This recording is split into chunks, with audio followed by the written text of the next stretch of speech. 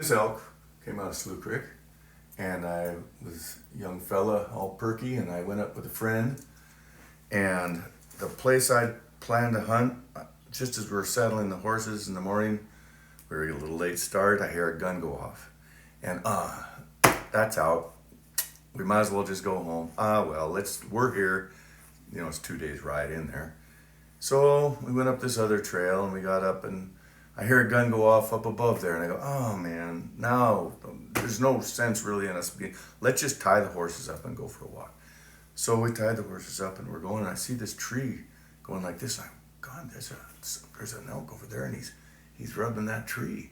And we put the sneak in there, and I could see, went where I could see over the trees moving, and there's a patch of elk hair. And every now and then a horn would come, you could see it through the trees.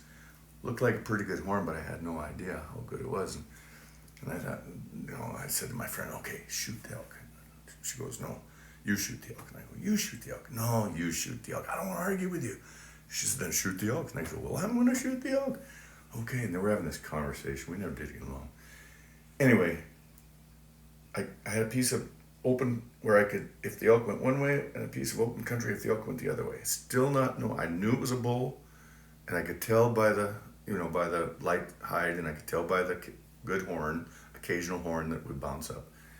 And in came the nose, the head, the horn, and just right, and then it was all hell broke loose.